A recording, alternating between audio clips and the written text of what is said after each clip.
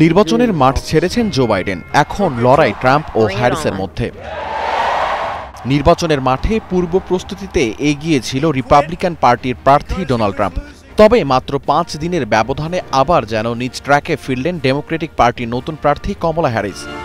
একটানা ৫ দিনের নির্বাচনী প্রচারে প্রতিদ্বন্দ্বী প্রার্থী ডোনাল্ড ট্রাম্পের সঙ্গে জনসমর্থনের ব্যবধান এখন অনেকটাই কমে এসেছে। আগামী ৫ নভেম্বর অনুষ্ঠেয় নির্বাচনকে ঘিরে প্রেসিডেন্ট জো বাইডেনের বিপক্ষে ট্রাম্প যতটা সুবিধাজনক অবস্থানে ছিলেন সেটা ধীরে ধীরে কমতে শুরু করেছে। বাইডেনের পরিবর্তে প্রার্থী হিসেবে দল থেকে কমলা হ্যারিসের নাম আসার পর ট্রাম্পের জন্য নির্বাচনী মাঠের লড়াই ধীরে ধীরে কঠিন হয়ে উঠছে। আমাদের লড়াই ভবিষ্যতের জন্য এবং আমাদের ভবিষ্যৎ প্রজন্মের জন্য। আমরা আমাদের মৌলিক অধিকার ও স্বাধীনতা প্রতিষ্ঠার জন্য মাঠে নেমেছি। এই লড়াইয়ে আমাদের সবাই আশা করছে এবং আপনারা সবাই এই লড়াইয়ে আমাদের পাশে থাকবেন। আমরা বিজয়ের খুব কাছাকাছি। সবাই মিলে আমরা এই বিজয় ছিনিয়ে আনব। গত ২১ জুলাই প্রেসিডেন্ট জো বাইডেন নির্বাচন থেকে সরে দাঁড়ানোর ঘোষণা দেওয়ার পর মাঠের লড়াইয়ে কিছুটা পিছিয়ে পড়ে ডেমোক্রেটিক পার্টি। তবে দল থেকে প্রার্থী হিসেবে কমলা হ্যারিসের নাম প্রকাশের পর থেকে আবারও জোরালোভাবে প্রচারণা চালাতে থাকে ডেমোক্রেটিক পার্টি।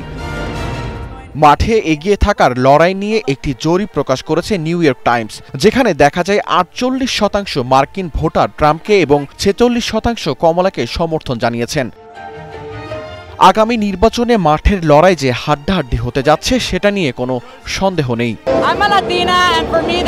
আমি একজন ল্যাটিন আমেরিকান এবং আমার কাছে রাষ্ট্রপতি হিসেবে কমলা হ্যারিস ছাড়া অন্য কোনো বিকল্প আমি দেখছি না। আমি একজন শিক্ষক। আমি ১৬ বছর বয়সী যমজ সন্তানের মা।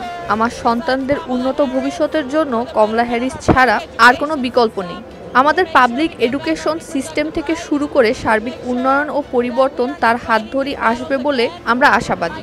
তাই আমি কমলার সাথে আছি যে কোনো উপায়। আমরা তাকে রাষ্ট্রপতি হিসেবে পেতে চাই। প্রেসিডেন্ট নির্বাচন থেকে সরে দাঁড়ানোর পর হোয়াইট হাউসের ওভাল অফিস থেকে সংক্ষিপ্ত ভাষণে কমলা হ্যারিসকে সমর্থন জানান জো বাইডেন। এছাড়া তিনি আরও বলেন, কমলা হ্যারিস একজন অভিজ্ঞ, দক্ষ ও কড়া ধাঁচের মানুষ। কমলা হ্যারিস আমার অসাধারণ সহযোগী ছিলেন। তিনি আমাদের দেশের একজন যোগ্য নেতা।